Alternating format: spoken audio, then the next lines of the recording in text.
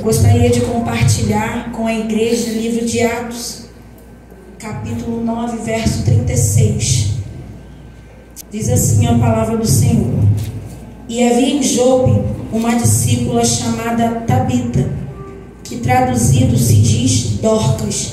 Estava cheia de boas obras e esmola que fazia.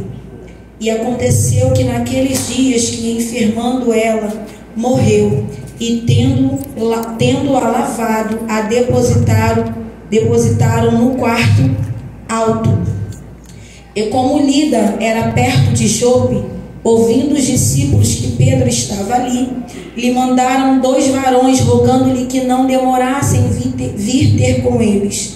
E levantando-se Pedro foi com eles. Quando chegou, e levaram ao quarto alto, e todas as viúvas o rodearam, chorando e mostrando as túnicas e vestes que Dorcas fizera quando estava com elas. Mas Pedro, fazendo-as sair a todas, pôs-se de joelho e orou. Voltando-se para o corpo, disse: Tabita, levanta-te. E ela abriu os olhos e, vendo a Pedro, assentou-se. Podeis assentar, minha igreja. Aleluia.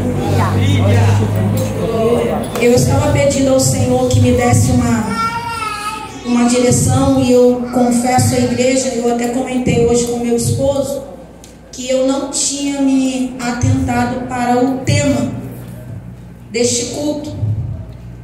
E ele falou assim: não, mas tem a ver. Eu falei: que bom que tem a ver, porque eu não me atentei. Eu recebi o folder, mandei para a irmã Simone toda feliz, toda boba, mas eu não prestei atenção. E quando se fala de Dorcas, o que me chama a atenção é que Dorcas era uma mulher costureira, e a Bíblia diz que ela vai fazer o bem. Ela era uma mulher de boas obras, ou seja, Dorcas era notada não porque ela subia no púlpito, ela não pregava, mas Dorcas, ela servia ao Senhor com as boas obras. Amém. Dorcas era uma mulher que confeccionava roupas para pessoas pobres, viúvas, pessoas desamparadas. Agora você imagina numa cidade portuária, onde os homens iam para alto mar, né, e muitos deles não voltavam. Tinha uma pessoa que ali estava preocupado com aquelas possíveis viúvas, né? E o que me chama a atenção nisso tudo, que alguém que é costureira, como diz a Bíblia, qual é a função da costureira? É costurar.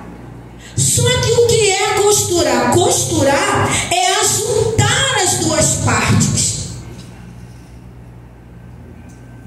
E aí eu comecei a pensar assim: mulheres restauradas para influenciar uma geração. E já foi antecipado aqui pela nossa pastora que nós não estamos falando de quem prega mais, de quem canta mais, de quem expulsa mais demônio, de quem tem mais unção.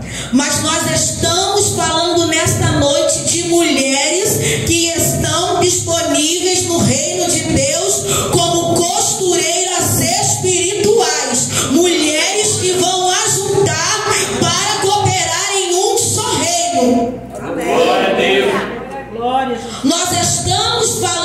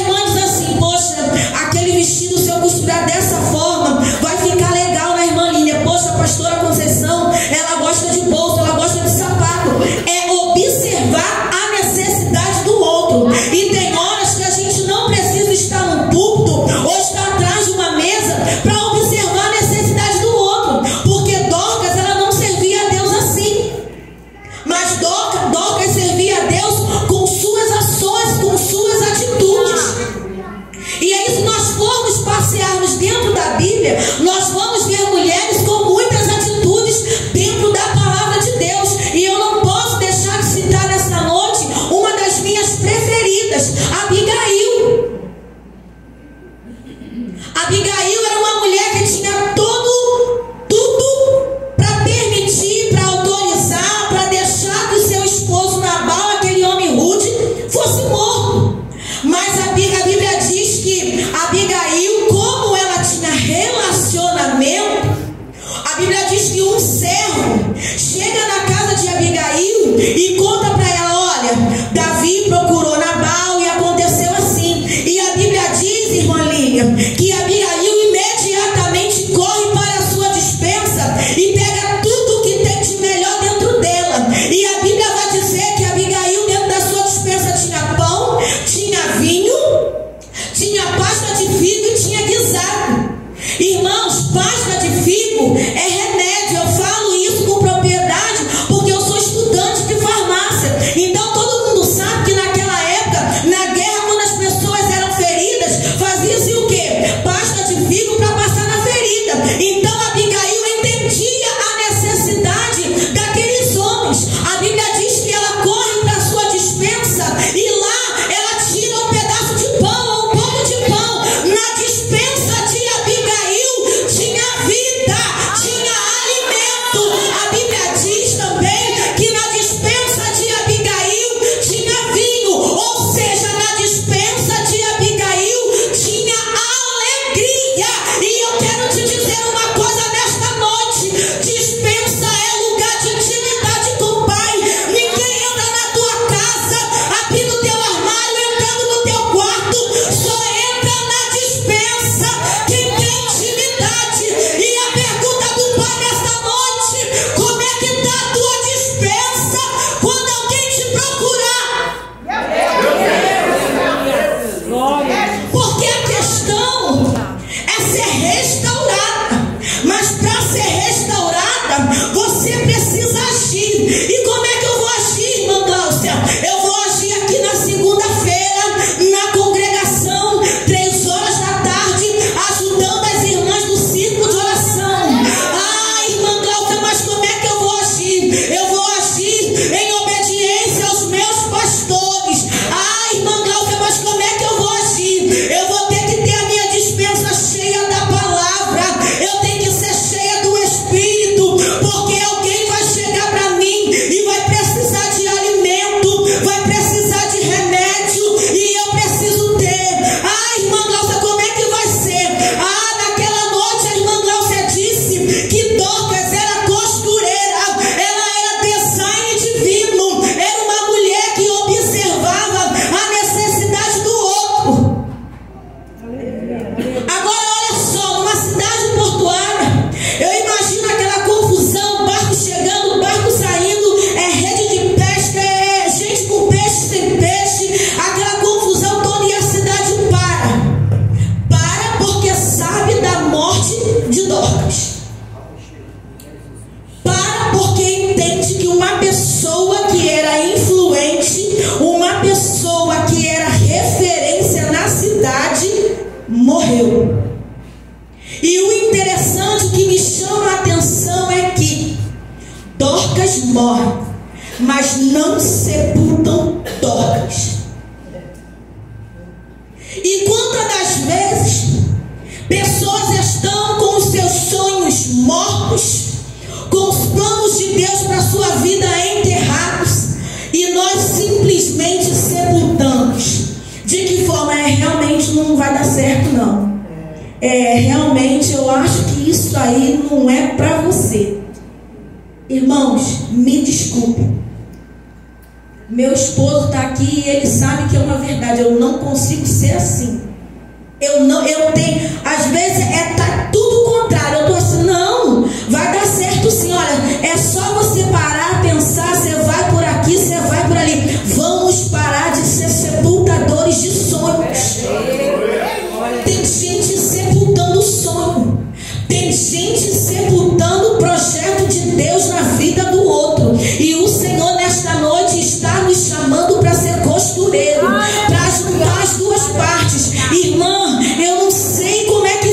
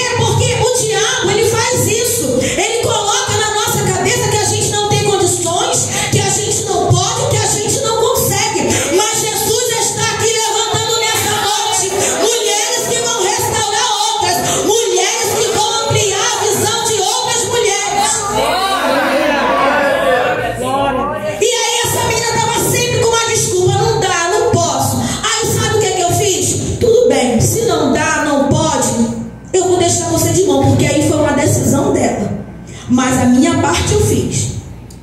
Quando ela viu que eu deixei de mão, porque a gente também não pode estar adulando muito não, a gente dá o caminho, a pessoa não quer, é assim. Aí ela, me matriculei no curso. Que bom. Eu vou fazer. Tá bom. Você me ajuda? Ajuda. Eu vou resumir. Ela terminou o curso. Ela entrou para uma vaga provisória. Ela foi contratada. Ela está há 4 anos. O salário dela quadruplicou. Essa menina vivia num quartinho, nem sei medida, era um quarto com banheiro. Hoje ela mora no apartamento próprio dela. E dia 11 de agosto estarei ali pregando no seu culto em ação de graça. Porque Jesus me chamou para ser costureira, para juntar as duas partes. É para juntar, é para estar junto, é para estar ali, ó, costurando. Opa, abri um buraco, vou lá, costuro, costuro, costuro. Ou seja, é você entender, é você observar a necessidade do outro. Aleluia.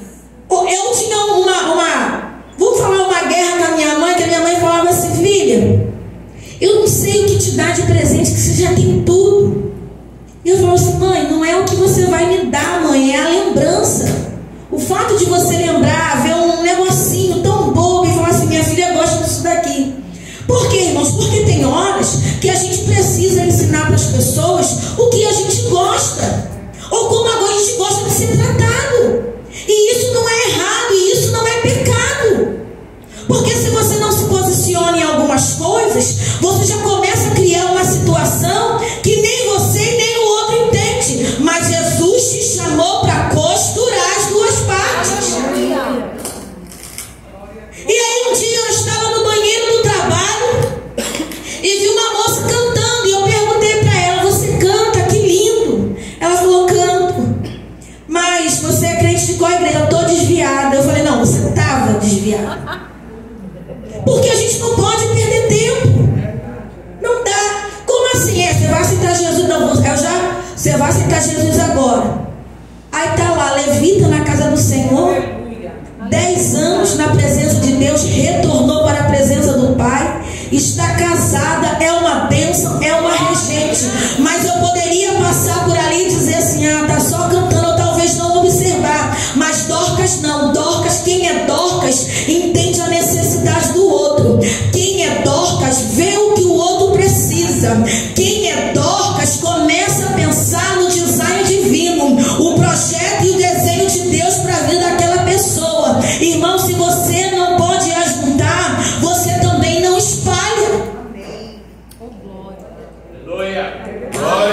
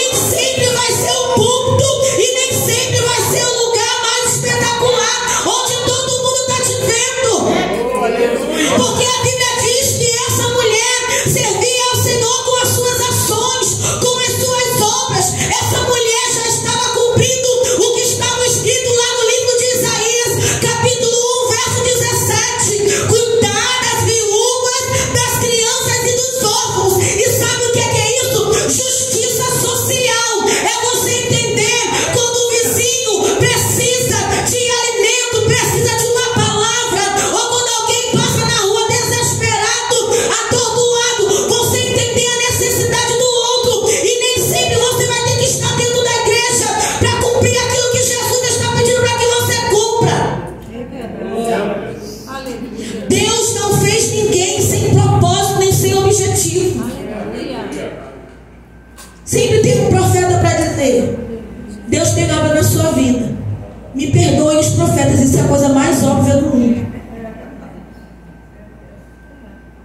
É a coisa mais óbvia do mundo. Minha mãe me aguentou 9 meses, noites lá dormindo. Minha avó me carregou para todos os ciclos de oração. Eu tive a irmã Maria na minha vida, porque todo mundo tem que ter uma irmã Maria. Na minha adolescência, o que eu ouvia não é que eu ia voar, que eu ia, não. Eu ouvia que eu ia ser crente, forjada no fogo, como um ouro, e toda vez que fosse necessário, Jesus ia me jogar no fogo para me purificar. Ou no muito seria passado na moeda 500 vezes. Hoje em dia a gente não ouve mais isso, não. Não, hoje em dia ninguém mais passa na moeda, acho que foi só eu que passei. Você passou, pastor? Ainda passa. Porque profecias que vinham para mim, irmão, na minha adolescência, eu adorava ir pro monte, eu adorava ir pro ensino, mas toda vez, irmã, só era assim: você vai ser passado. Era moeda, irmão. Eu falava: Jesus, me tira essa moeda que eu não estou mais aguentando. E é moeda.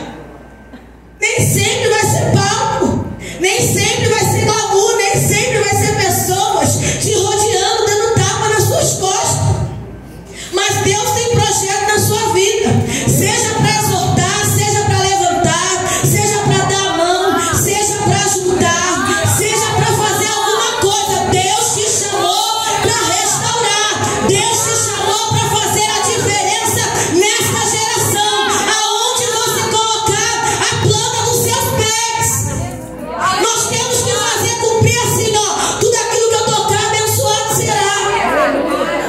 Às vezes o meu irmão liga pra mim e fala assim: mano, agora você não deu mais confiança, né? Você tem o Miguel, perdi o lugar, que é caçula, mas é um negro de quase 2 metros, mas é um neném.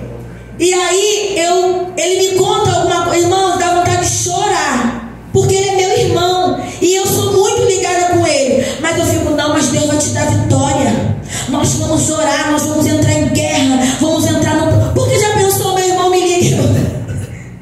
Tá, é assim mesmo.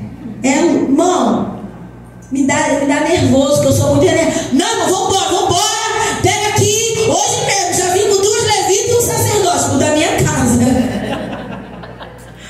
Mas eu tive aqui na última vez e eu falei que a gente tem que andar com quem? Com quem tem. Então hoje eu trouxe reforço, trouxe logo 2 levitas comigo.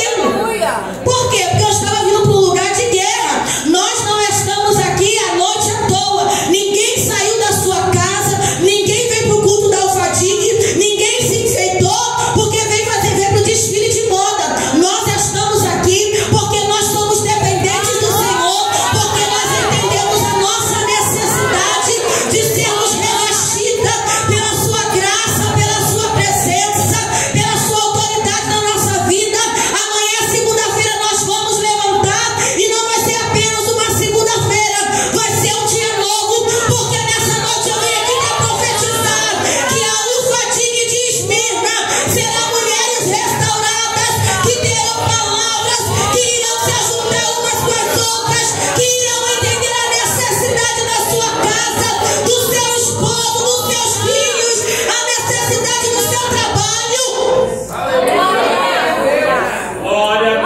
Ai, você não sabe, é muito demônio. Vai pro jejum, vai pra oração, cola com as mulheres dos pezinhos para trás, vai pra leitura da palavra, porque tem coisa que você só vai vencer na oração. É como Dorcas, nem tudo vai ser exposição. Tem coisas que vai ser no silêncio, tem coisas que vai ser no choro, tem coisas que vai ser só você e Deus.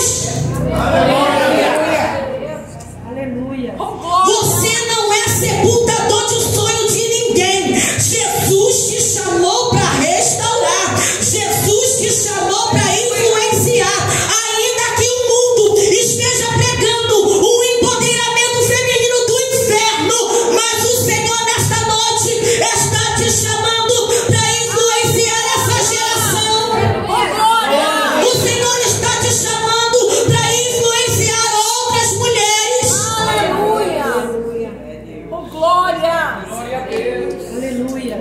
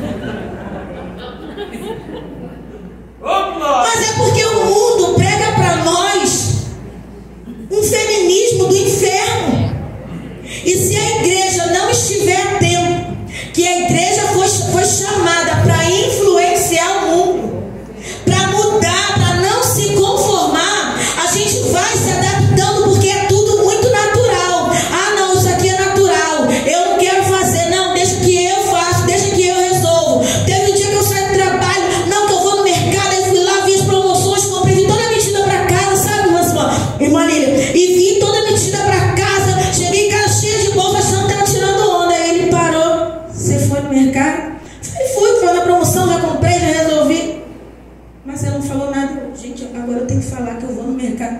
Eu tenho que falar que eu vou ao mercado. É desse jeito. Eu tenho que falar que eu vou ao mercado. Ô, Glória! Porque eu quero. Eu não fui chamada para juntar as duas partes. E juntar as duas partes também é no meu matrimônio. É ser um só com ele. É respeitar as decisões que meu esposo toma dentro da minha casa. Que nem sempre é fácil. Mas eu tenho que entender que eu preciso respeitar. Verdade. Aleluia.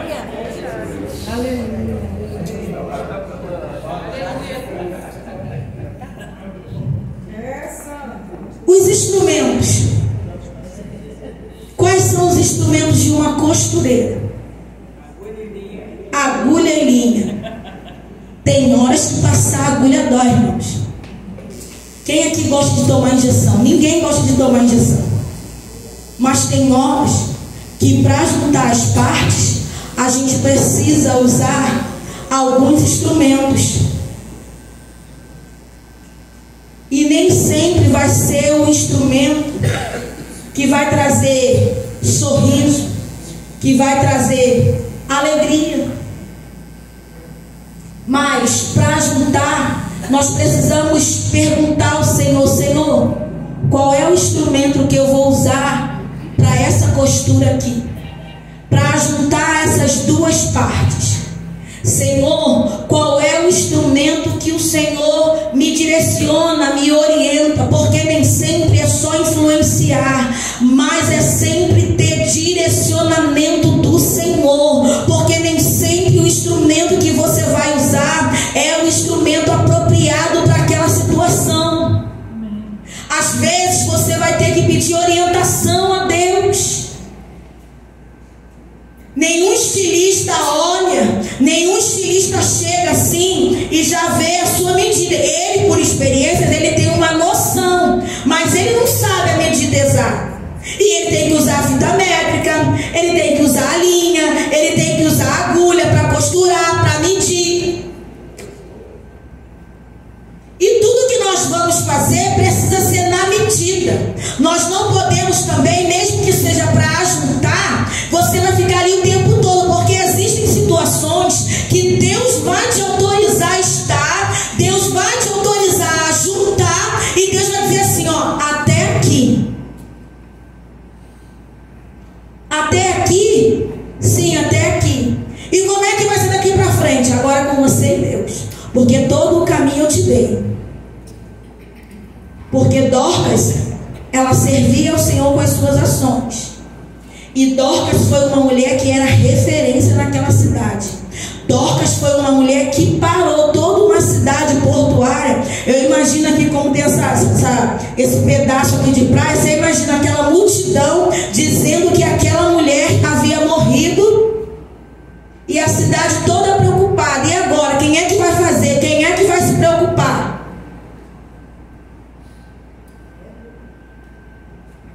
E nós precisamos ser assim. Nós precisamos estar atentos à necessidade do outro. Nós precisamos perguntar ao Senhor qual é a ferramenta que nós vamos usar. Senhor, como que nós vamos fazer? É o design de Deus, é o design divino, é a costura do céu. Deus está nos chamando para influenciar pessoas, influenciar mulheres. Eu tenho certeza que dentro dessa igreja alguém já parou do seu lado para falar para você alguma coisa que está desanimada, que não quer mais, que vai parar, que não dá mais. E o que é que você tem para oferecer para esta pessoa? Como é que está a sua dispensa nessa noite? Será que a sua dispensa está como a dispensa de Abigail? Será que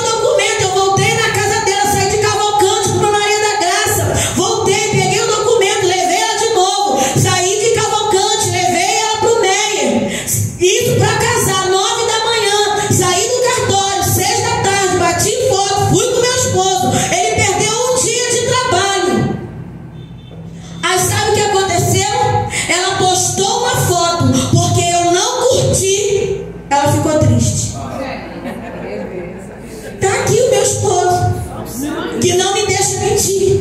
O que está acontecendo com você? Postei tantas fotos, você não curtiu nenhuma. Falei, minha filha, eu tenho louça para lavar, eu tenho marido para cuidar, eu tenho que orar, tem um monte de gente com problema, você está preocupado com uma curtida minha? Será que o que pesou para você foi uma curtida? Ou a ação que eu tive que fazer? Sair da minha casa, do meu lugar de conforto, meu esposo perdeu um dia de trabalho. Você está realmente preocupado com a curtida?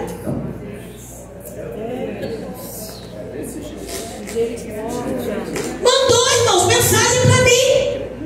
Você não curtiu, nem está chateada comigo. Você mudou depois que eu casei.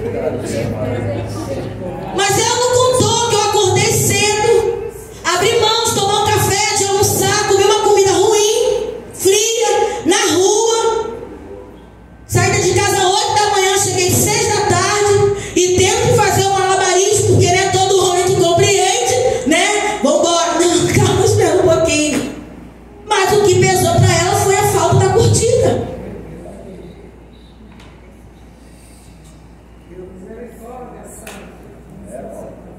E é assim. E tem horas que mesmo que você ajunte as duas partes, você também vai ter que contar com a palavrinha que eu não gosto, ingratidão. É isso aí. Só que você está olhando para um alvo. Esse alvo é Cristo. Só que Jesus chamou você para influenciar, não para ser influenciada. Eu não posso parar porque a amiga ficou chateada pela falta da curtida, porque eu tenho almas para ganhar, eu tenho mulheres para orientar, eu preciso orar, eu preciso ajudar as irmãs, eu preciso estar junto, eu preciso estar congregando, eu preciso orar, eu preciso ler a palavra. Aleluia! Aleluia!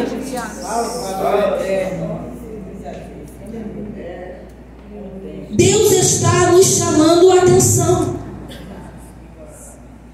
Eu vou contar um testemunho rápido. Sexta-feira cheguei ali no círculo de oração. Aí meu esposo falou assim para mim: vou te dar um presente.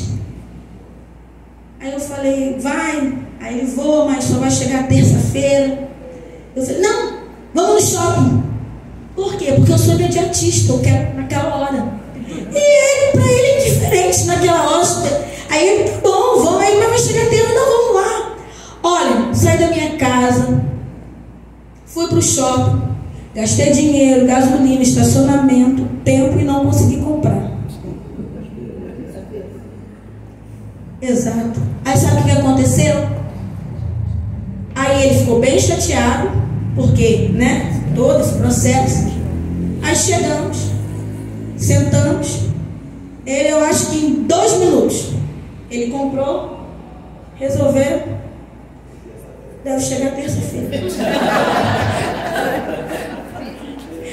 E aí, quando foi de madrugada, papai que é papai, e o filho que é filho e ouve a voz de papai, e acorda e falou, você não me priorizou, por isso que eu permiti. E eu voltei para casa, eu não voltei frustrada porque eu não comprei, não, porque comprar, ele já tinha falado que ele não podia voltar atrás, né, irmãos? Ele não podia voltar atrás, porque ele tinha falado que ia me dar, amém. Mas a questão é que Deus me confrontou. Qual é a minha prioridade? Eu tinha que pregar ontem de manhã. Eu poderia ter tirado as 3 horas que eu fiquei no shopping para nada, porque nem comer dentro do shopping eu consegui. Eu podia estar dizimando o meu tempo em oração. Eu podia estar aos pés do Senhor em súplica. Mas eu estava priorizando a minha vontade, o meu querer. E Deus permitiu aquela frustração para eu entender que a prioridade é Ele na minha vida. Deus tem que ser prioridade. Para eu influenciar uma geração, eu tenho que priorizar as coisas do céu. Eu preciso priorizar as coisas de Deus. Eu não posso influenciar ou querer restaurar alguém se eu não tenho Deus como prioridade.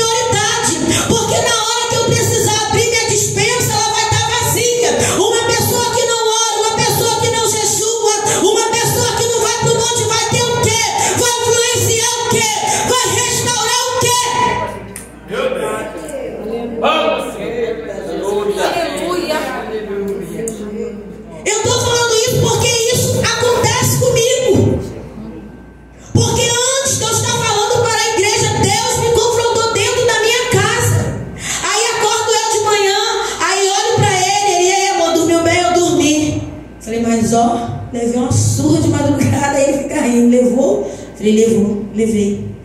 Deus me confrontou, ele como? Aí eu conto, aí ele fica assim, amor.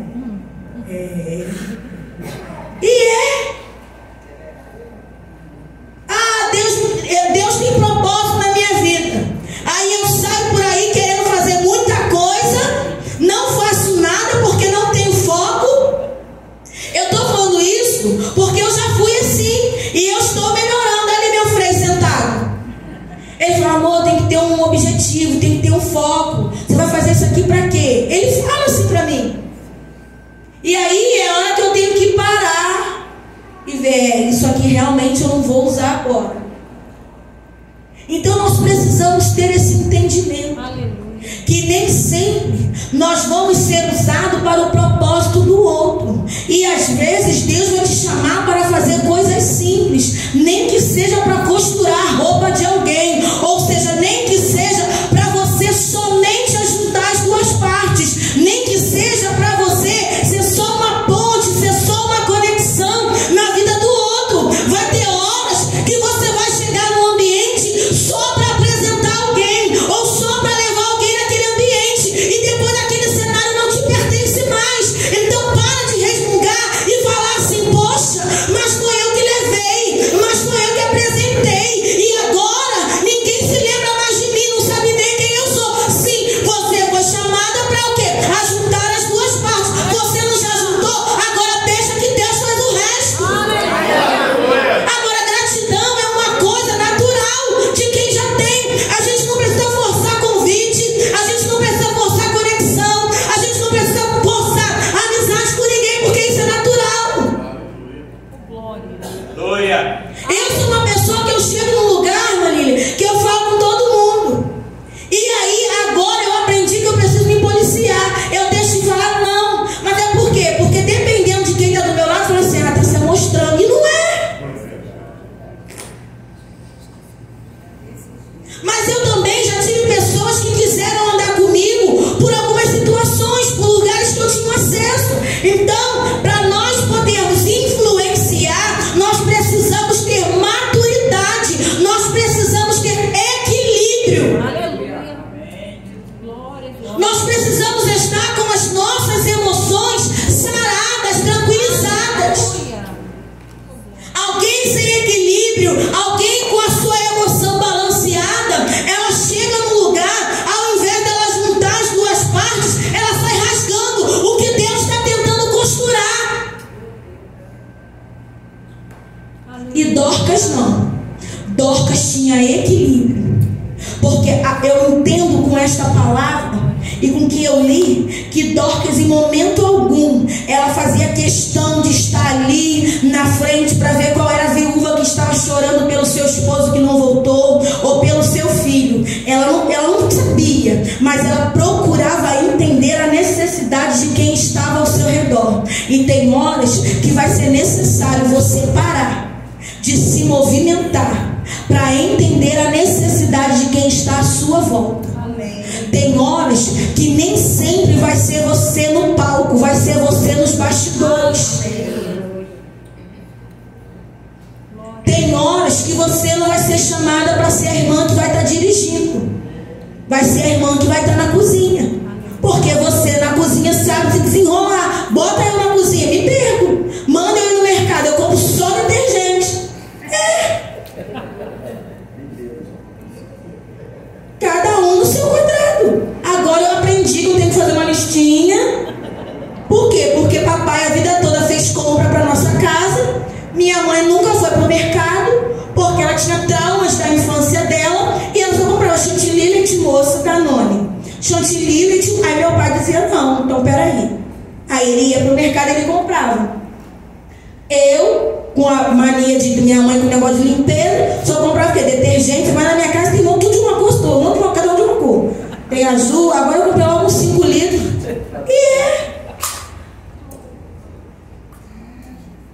E tem hora que nós precisamos, irmãos, estar com as nossas emoções organizadas. Nós precisamos ser equilibradas. Nós precisamos ter dosagem naquilo que nós vamos fazer. Porque senão você não consegue ver a necessidade do outro.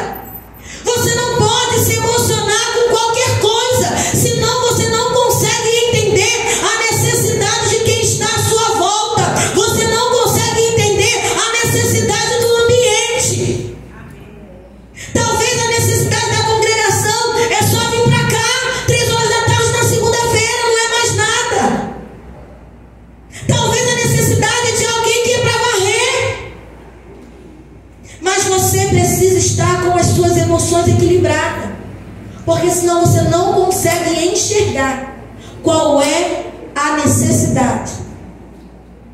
Que nós possamos ficar com esta palavra, que o Senhor nos chamou para ajuntar as duas partes, mas cada um no seu quadrado, cada um com a ferramenta que o Senhor deu. E assim agradeço a minha oportunidade, no nome de Jesus.